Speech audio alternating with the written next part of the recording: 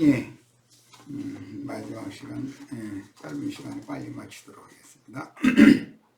가라지 추수 후에 가라지와 생명이 어린 성도들을 죽였던 바다짐승의 인간 세계에는 짐승의 뿔들이 서로 세력을 떨치기 위하여 부활된 육족 이스라엘 나라의 편과 이스라엘을 대적하는 편으로 나뉘어서 이제 세상 나라가 큰 전쟁을 통해서 스스로 불의 심판을 자초하게 됩니다.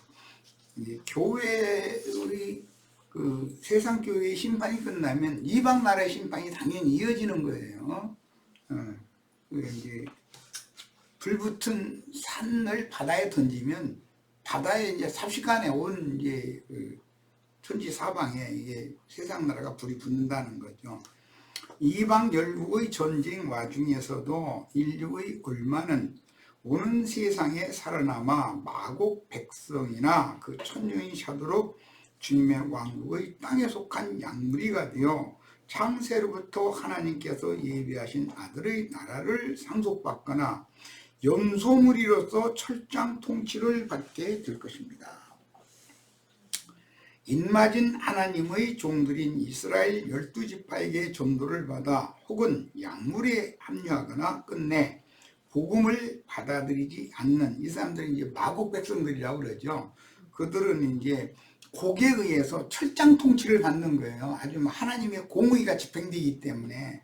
그러니까 오늘 천년왕국에 살아서 뭐 좋은 세상에 막 살아나고 무슨 좋은 입에 맞는 나무 열매 맺는 그 아래 가서 기타나 치고 이렇게 여치처럼 놀다가 보면 배고프면 입만 벌리면 뭐가 뭐 과일이 똑 떨어지고 그런 지상낙원을 그런 걸 꿈꾸는 그게 이제 여호와 증인들 안식일 교인들 이제 이런 사람들이 그런 사상을 많이 갖고 있고 기독교인들도 대부분이 이제 그런 사상을 갖고 있어요. 그런데 그건 있을 수 없는 일이다 이거요. 육을 입고 살아간다는 것은 당연히 생존을 위한 육신의 생존을 위한 투쟁을 해야 되는 것이고 거기다 대고 정신세계가 타락하고 만대를 행하고 오늘날 이게 막 이 인간들이 정신세계가 아주 극에 달하도록 타락해가지고 세상이 완전히 어둠이 지금 점령하고 있잖아요. 이런 것이 그때는 이제 새 시대는 용납이 안 된다 이거예요. 철장을 맡긴 그 마국나라 이방나라의 왕들도 다스리는 왕들에게 공의의 철장이 주어있기 때문에 그냥 말 안 들어 후려쳐버리는 거예요. 우리나라는 전에 뭐 이미 다 박통, 전통 이런 사람들 딱 권세 잡고서 경찰을 통해서 뭐 좋게 하는 것도 아니고 군대 보내버려 무조건.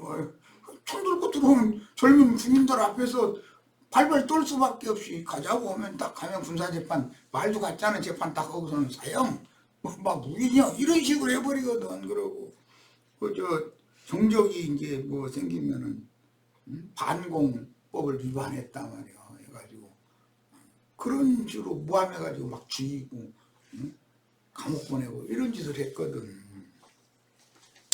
이게 그런 것은 우리는 맛을 봤으니까 알 거예요. 이제 천년왕국이라는 데서 육을 입고 살아야 주님의 장막에 들어간 사람도 육을 입고 사는 사람일 거 아니요.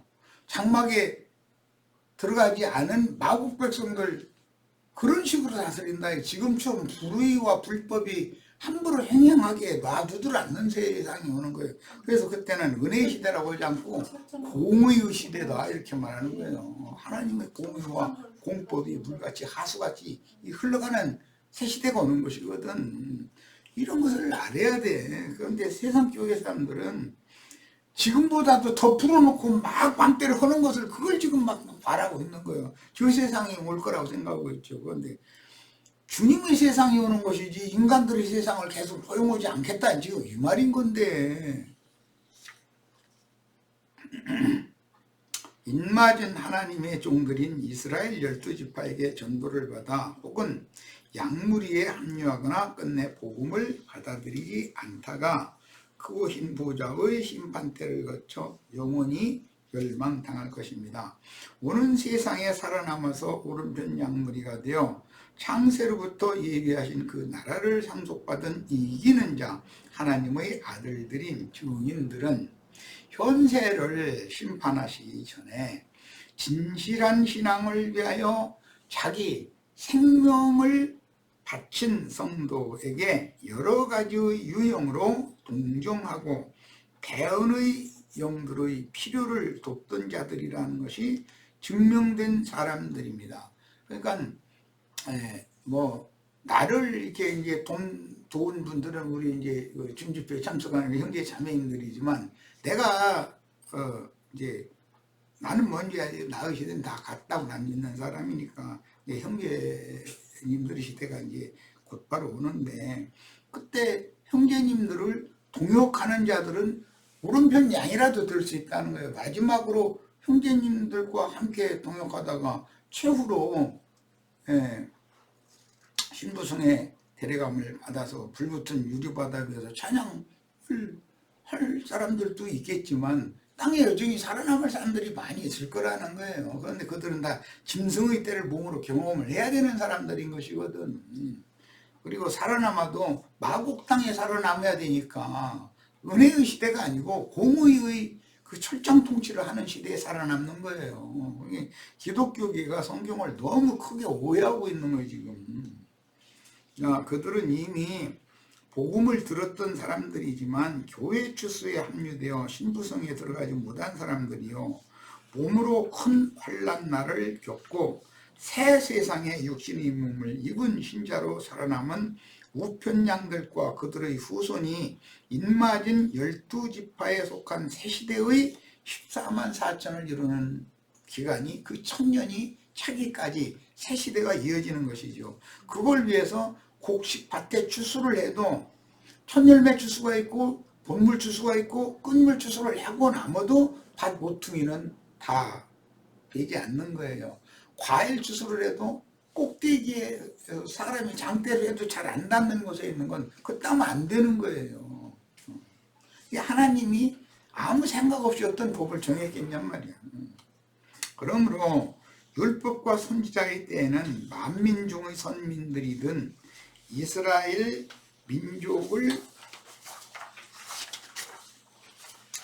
대표하는 12지파에 속한 이기는 자들이요, 이방인의 때를 대표하는 교회 시대에는 12사도가 기초석들이고 오는 새 시대에는 인마진 12지파가 즉 이스라엘 민족의 회복을 위하여 새 시대의 그 기초돌들이 될 사람들이 그들이 주축이 되어지고 12지파가 오른편 양들을 대표하는 자들이다. 14만, 이제 오는 새 시대의 14만 4천을 대표하는 자들이라는 것이죠.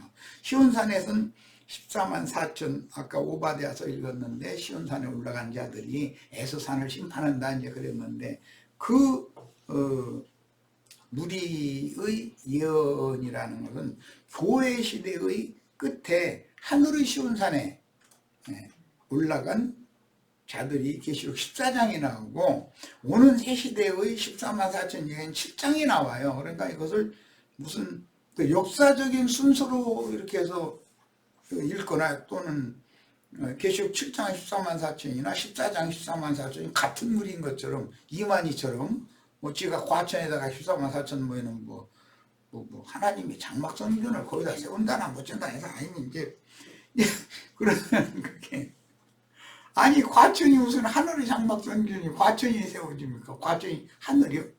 이러고 앉았는데도 사람들이 그렇게 올려둔다는 것은 기독교계가 얼마나 진리의 지식이 닫혀 있으면 부분적으로라도 그 말을 들어보니까 조금 숨통이 트이니까 사람들이 그쪽으로 많이 몰릴 거 아니겠어. 그런데 그 사람들이 그게 거짓말하는 그 영들을 관리하는 천사장이 있다가 이만희한테 이렇게 보내고 이은매한테 보내고 전승아미한테 보내고 박명호한테 뭐 장길자한테 이렇게 필요대로 보내는 거예요. 그럼 거짓말하는 신이 그들에게 임해가지고 그 짓을 하는 거죠. 끝내 회개하고 복음을 받아들이지 않는다면 그 천년이 산 후에 세상을 심판하는 최후 전쟁인 곡과 마곡의 전쟁에서 그 천년이 차면 곡과 마곡의 전쟁으로 종결을 하죠. 교회 시대를 종결하는 것은 무기또 아마겟돈의 전쟁으로 종결을 하는 거예요. 그러니까 아마겟돈 전쟁과 곡과 마곡의 전쟁은 다르죠. 그리스도 심판 때와 크고 흰 보좌의 하나님의 심판 때라는 건 다른 거예요. 그런데 오늘날 기독교계 속생명파의 사람들은 크고 흰 보좌의 심판 때가 그리스도 심판 때고 뭐 다른 것도 없고 똑같은 심판 때고 시온산에서는 14만 4천이나 인마진 12지파의 14만 4천 다 똑같이 14만 4천이고 잃어버린다 이거예요. 그러니까 이들이 이게 그런 것이 하나의 함정인 거죠. 거짓말하는 신을 씌어댄 자들은 자기가 지금 믿는 것이 아니 뭐 확실한 진리라고 자부를 하고 있기 때문에 그 사람들은 바늘로 찔러도 들어갈 틈이 없어. 얼마나 강력한지. 이게 그런 무리를 만나서 미혹당하지 않았다는 것이 얼마나 감사한 일이야 이게. 오는 세상에서 약물이가 되는 기준은 현세에 대한 심판이 있기 전에 진실한 신앙을 위하여 자기 생명을 바친 성도들에게, 즉 증인들에게, 대언의 영들에게 어떻게 대했느냐의 문제다 이게. 형제 자매인들이 나가서 이제 전도를 할 때, 영원한 복음을 전할 때 말이야, 천사에게 받은 작은 책의 말씀을 전할 때, 그들이 나와 같이 이런 평탄하고 좋은 세상에서 전하는 게 아니기 때문에 참불한 것이라도 대접은 거기에 대한 대가를 받는다는 거잖아요. 그 결과가 뭐냐면 오른편 양이 된다는 말이에요. 선지자로 인정하고 그 사람을 받아들이면 선지자의 상을 받는 거예요. 그건 당연한 일이죠. 그래서 우에 갇혔을 때 찾아와서 돌봐줬고 옥 빨아준다는 게 쉬운 일이 아니잖아요. 자기 생활을 해야 되는데 옥에 가족이 누가 있으면 옥에 계속 왔다 갔다 해가면서 면회도 가고 빚을 얻어서라도 용치금도 좀 넣어주고 옥에서 나오는 음식만 먹지 말고 사식 좀 사서 먹어라 이런 것도 해줘야 되고 아무리 힘들어도 그걸 해야 되잖아. 그게 쉬운 일이요? 헐벗었을 때 그 돈까지라도 받아다 갖다 줘야 되고 굶주린다 그러면 쌀 10kg씩이라도 갖다 받아다 줘야 될 거 아니야 말하자면. 그건 다 뭐냐, 하나님이 원인종으로 인정을 하고 그와 동역을 했다 그 말이야. 그럼 당연히 거기에 대한 대가를 받는 거죠. 하나님은 공의로운 분인데. 이미 이기는 자로 거룩한 성에 들어간 장자들은 이 땅에 살아남은 이들에게 영원한 복음을 전파할 하나님의 종들을 통해서 그리스도로 더불어 제사장이 되어 그 천년이 차기까지 진리에 따라 공의로 통치하며 양무리를 무양하게 됩니다. 이들이 인마진 이스라엘 12지파인 거죠. 오는 세상에서는 이방인일 때는 이방인인 우리들에게 이제 그런 사명이 맡겨진 거고, 그런데 이방인일 때가 계속되는 것이 아니죠.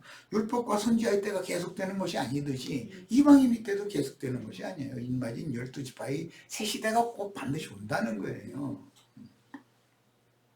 마태복음 10장 40절로 42절, 너희를 영접하는 자는 나를 영접하는 것이요. 제자들을 보내면서 하시는 말씀이에요. 나를 영접하는 자는 나를 보내신 이를 영접하는 것이니라. 선지자 이름으로 선지자를 영접하는 자는 선지자의 상을 받을 것이요, 의인의 이름으로 의인을 영접하는 자는 의인의 상을 받을 것이요, 또 누구든지 제자의 이름으로 이 작은 자 중, 이 작은 자는 마태복음 24장에서는 이 작은 소자에게 한 것이 곧 작은 자에게 한 것이 내게 한 것이다 해가면서 보좌들에 앉은 자들의 그 작은 자들 했잖아요. 이런 하나님의 그 경륜을 잘 이해를 하셔야 돼.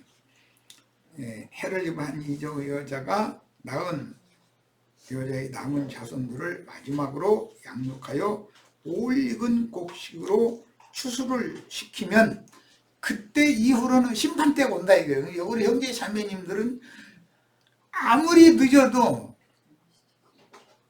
마지막 추수를 하는 사역까지만 하고 그 이상 남으면 사실은 좋은 건 아닌 거예요. 그러니까 그럴지라도 오는 세상에 오른편 양이 되는 문제를 사람이 정하는 건 아니니까 우리가 예수를 믿는 사람이 여러 부류들이 이렇게 많은데 이렇게 우리는 예수를 믿는다라는 것도 어떤 양으로 주님이 택하고 뽑아내가지고 어떤 목자에게 그걸 붙이기 때문에 이런 문제니까 우리와 상관이 있는 것이 아니고 우리 맘대로 된 것이 아니라 하나님과 나와의 상관관계성에 의해서 일어난 거예요. 이게 주관자는 다 주님이신 거죠. 자, 짐승의 우상에 절하지 않고 오직 하늘과 땅과 물들의 근원을 반드시 있게만 경배하게 하는 사역을 하면서 이스라엘 12지파에게 인을 치는 사역을 수행하는 종들은 포도원 품꾼들 중에 맨 나중에 포도원에 들어가게 한 포도원들은 1시간 딱 일하면 그 계산할 때가 오는 거죠. 품삯 계산할 때가 와요. 사실은 이런 얘기하면 우리가 지금 그럼 한 시대의 끝에 왔느냐 이러면서 그 이상한 사람 아니야 이럴 감성인데 이것은 나에게 계시해 준 것으로 봐서는 그렇습니다. 한 시대가 이제 종결될 때가 임박해 와 있는 거예요. 우리 코앞에 있어요. 사실은 난 이렇게 보고 있어요.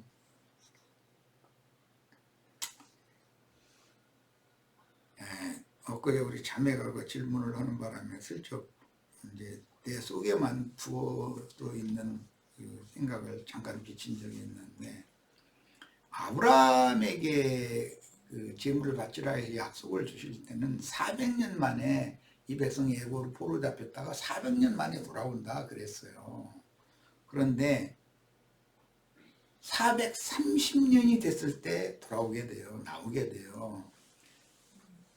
바벨론 포로로 사로잡혀 가면 70년 만에 나온다고 되겠어요. 그런데 그 후로도 1차 포로는 70년 만에 나왔지만 그 후로도 에스더 사건이 있어야 되고 그 후로나 2차가 나오고 그 다음에 2차 나온 뒤로도 3차가 또 남아 있어요. 그런 걸 보면 이게 추수를 완료한다는 것은 그냥 세상 사람들이 생각하는 것처럼 그렇게 간략하게 그렇게 되는 것이 아니다. 우리는 어느 날을 확정하고 무엇이었다고 이런 말 함부로 할 수는 없으나 예를 들어서 창세기에서 그 7일이라는 것을 이렇게 계시를 할 때 그 7이라는 숫자가 이미 암호화된 숫자이고 게마트리아라는 그건 암호화된 숫자이기 때문에 그 하루를 1000년으로 계산한다고 보면 7000년 역사를 하나님이 경영하신다라는 것을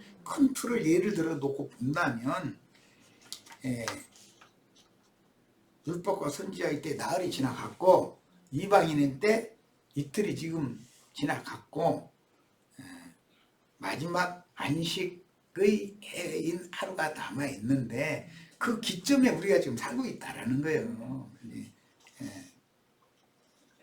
그러면은 앞으로 남은 기간이 사실은 얼마나 남았겠어요. 급박하지. 마태복음 25장 34절로 36절 그때 임금이 그 오른편에 있는 자들에게 이르시되 내 아버지께 복받을 자들이여 나와 창세로부터 너희를 위하여 예비된 나라를 상속받으라. 그 70일의 얘기를 잠깐만 안 비칠 수가 없어서 지금 여기 영감이 기왕 아까 얘기했던 말에 마무리를 조금만 해야 되는데 70년이 차가지고 돌아온 무리가 있는데 그들은 처음 익은 열매의 한 단위거든. 교회사로 말하자면 형제회가 일어난 거예요. 이스라엘이 독립을 해서 역사상으로는 그 후로 지금 이미 75년이 돼가잖아요. 70년이 지나버렸잖아요. 이런 걸 한번 생각을 해보면 우리가 사는 이 시기가 하나님은 때와 기한도 정해놓고 그분이 보관대로 우주를 경영하시는 분인 건데 역사의 주인이 주님이잖아요. 근데 때가 임박하다라는 것을 이상한 말로만 들으시면 안 돼요. 어쨌든 우리 세대 가운데서 우리는 구원을 얻고 이룬 다음에 평안에 들어가는 걸 추구를 해야 되겠어요. 내 아버지께 복 받을 자들이요. 오른편에 있는 자들은 앞으로 복을 받을 자들이죠. 우리는 하늘에 간직한 복을 이미 받은 자들이고 받은 자들과 받을 자들은 다르죠. 너희가 이른 것은 하늘의 쉬운 산과 하늘의 쉬운 산에 이른 자들과 앞으로 이를 자들은 다르죠. 이게 성경의 어떤 이런 그 형용사 표시 형용사 그 문구를 읽을 때도 우리는 많은 걸 생각하면서 읽을 필요가 있어요. 나와 창세로부터 이미 복 받은 자들은 창세 전부터 복을 받았죠. 창세 전부터 준비된 복을 받았어요. 그런데 어떤 사람들은 창세로부터, 이 창세로부터라는 것은 창세기의 1장 사람들이 아니고 2장 4절 이하에 있는 사람들입니다. 땅에 복을 받은 그 아담 세계 사람들이니까. 그래서 창세기 1장 1절은 천지, 2장 4절은 지천으로 되어 있다. 이것을 이해를 잘 해라. 제가 이제 아까 슬쩍 그런 얘기를 했어요. 내가 줄일 때 너희가 먹을 것을 주었고, 주님이 줄였다 그러지만 주님의 제자들이 줄인 거예요. 그런데 여기 줄였다는 건 뭐 육신적으로 배고파서 줄였다는 말은 하나의 그 표상적인 표현인 것이고, 영혼을 어떻게 하면 예수님이나 제자들은 영혼 잡수시는 것이 목적이지 육신에 배 채우는 것이 목적이 아니니까 어떻게 미산 전도를 할 수 있을까 하고 목말라 했다는 거잖아요. 배고파하고 이제 그런 걸 지금 보여주는 거예요. 내가 줄일 때 너희가 먹을 것을 주었고, 뭐 먹을 거 뭐 고구마나 감자나 뭐 쌀이나 뭐 이런 걸 줬다는 말이야. 자기 영혼을 믿음으로 그러냐고. 그 은혜가 됩니다. 성경에 과연 그게 있습니까? 성경이 이렇게 풀려나갑니까? 이러고 받아들이는 것을 말하는 것이죠. 그러면 서로 먹고 마시는 거잖아요. 상호간에. 남편과 아내라는 건 서로 먹고 마시는 관계를 비유지. 나그네 되었을 때 영접하였고, 헐벗었을 때 옷을 입혔고, 병들었을 때 돌보았고, 옥에 갇혔을 때 와서 봤느니라. 이게 세상적인 말로만 해석하면은 이게 좀 예수님이 지금 세상 말을 할 리가 없잖아요. 천국 복음을 전하고 오신 분인데, 양면 밖에 기록한 이 말씀을 통해서 이 속에 있는 내용은 뭘까를 생각을 하고, 뭐 어제 자꾸 얘기는 먼저 결정 안 해도 되는데,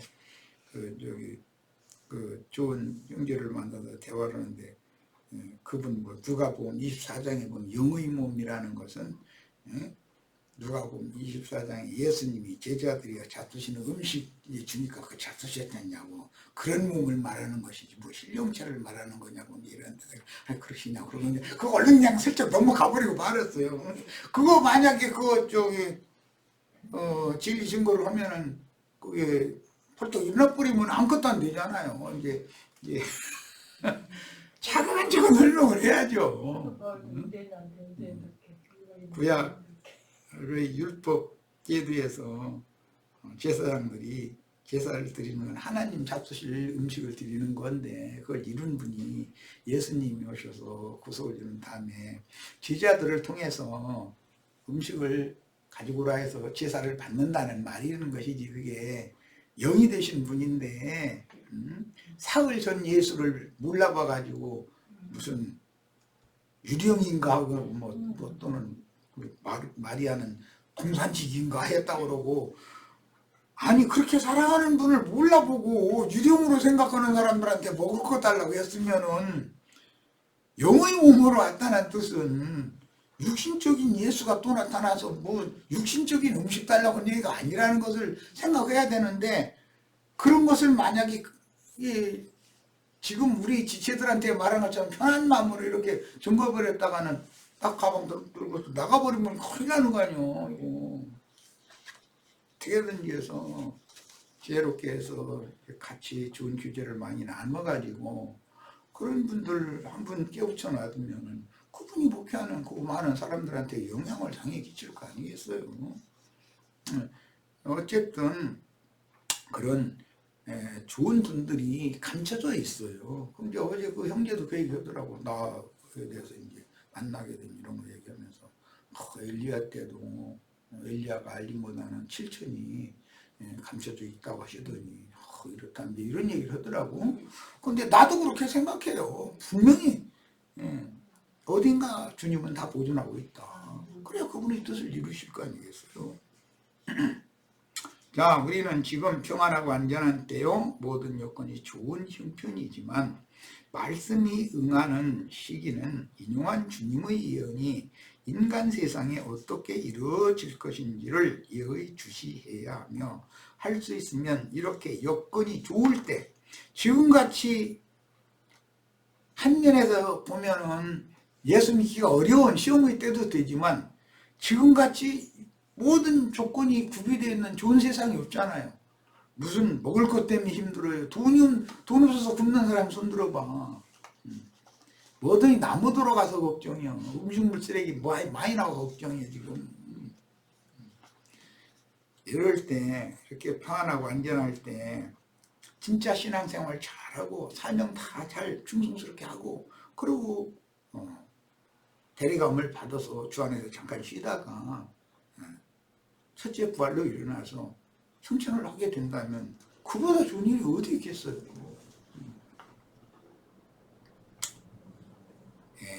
이렇게 여건이 좋을 때 죽도록 충성하는 증인들로 음부나원이나 흰 구름에서 추수하시는 주님께 대례감을 받아야 하겠습니다. 현 세상 끝의 큰 전쟁은 결국 천국 복음이 땅끝까지 전파되었으나 그중 복음을 받아들여서 믿은 나라들과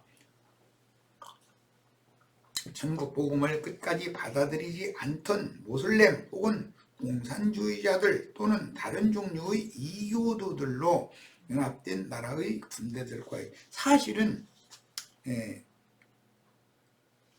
기독교인들과 불신세계의 전쟁이 마지막 전쟁이다라는 걸 알죠. 이것은 정신세계의 전쟁인 거든 알고 보면 영들의 싸움인 거거든. 이스라엘을 도와 모든 이교도들과 불신자들이 큰 전쟁을 하게 되는 세상교회와 세상나라 심판은 복음을 받아들인 나라의 군대가 승리하게 마련인데, 아무리 전쟁에서 승리하였다 해도 전능하신 이께서 악한 세상에 집행하는 큰 나라의 전쟁 피해는, 전쟁에서 이겨도 피해는 막심하다. 지면 피해가 막심한 건 말할 것도 없지만 전쟁에서 이겼다고 해서 피해가 없다는 말은 그렇지 않다는 거예요. 그러니까 우리는 그 어마어마한 전쟁 피해를 복구하기 위해서 바로 좋은 세상이 오는 게 아니에요. 얼마나 많은 노력과 그다음에 뭐 재력 투자와 또는 인력 동원과 많은 노력이 있어야 메시아의 그 새 세계가 새 나라 새 땅이 이루어지는 것이죠. 무슨 일이 하루아침에 되는 일은 없는 거예요. 따라서 예언된 주님의 날에 살아남은 사람들은 인간들의 풍만함이 하나님의 진노를 일으켜 공의로운 심판을 받았다는 것을 나중에 가서 절실하게 깨달을 것이며, 일단 곡식 추수가 끝난 이후에는 하늘의 성전에 그 누구도 들어갈 수가 없습니다.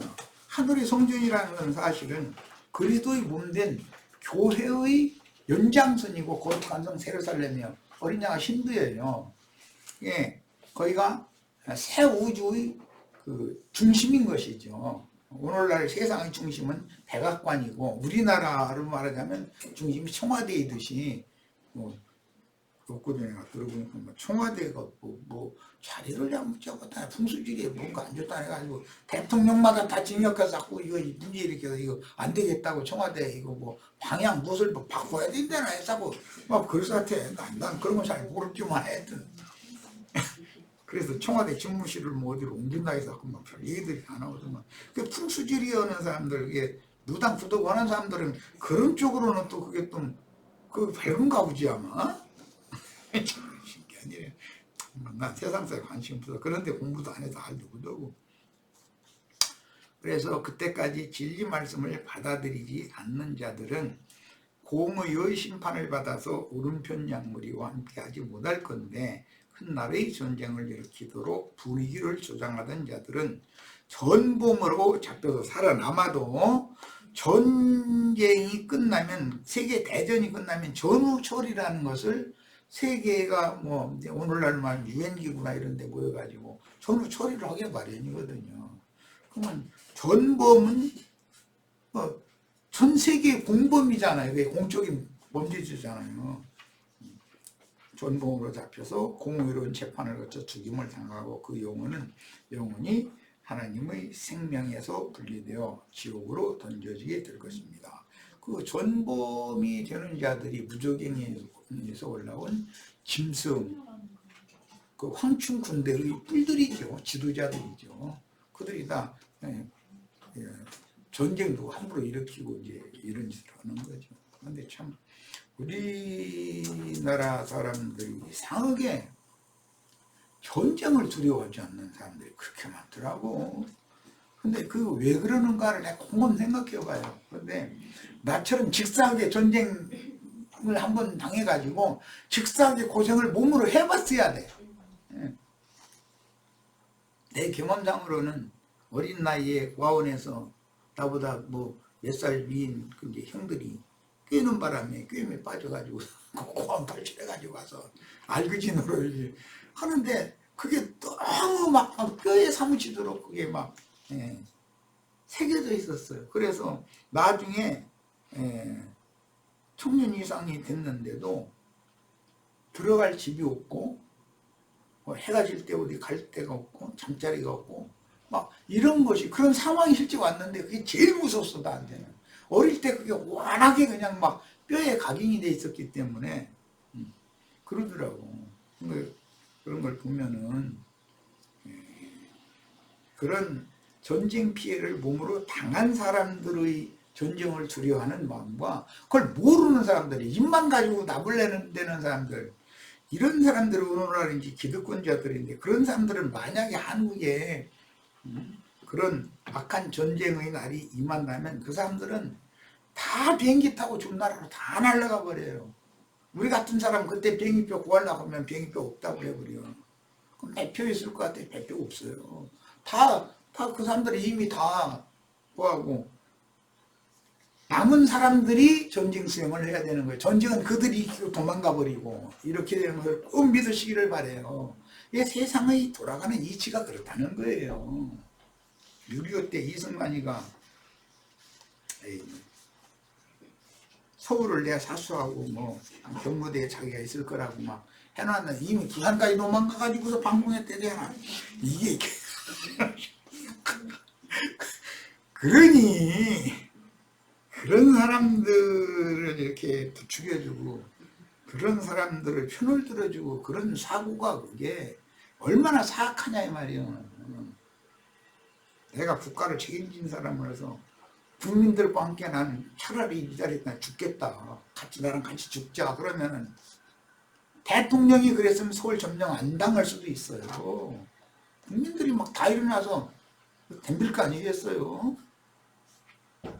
난 그렇게 생각해. 그런데 저만 살겠다고 그 맨놈들 데리고서 부산까지 도망가가지고 거기서 방송을 그렇게 거짓말 방송을 해댔더니 나는 그런 얘기를 들으면 괜히 왜 화가 나와 올라오는지 모르겠어. 이제 마칩시다. 그 후에는 세상 나라가 주와 그 그리스도의 나라가 되어 주님과 사도들과 증인들이 반복해서 증거하신 대로 새 하늘에 간직한 유업을 상속한 믿음의 후사들과 새 땅을 유업으로 받은 오른편 양들이 새 하늘과 새 땅의 후사들이 되어져서 새 땅의 후사들이 있고 우리는 새 하늘의 후사들이 되는 걸 지금 말씀을 나누고 있는 중입니다.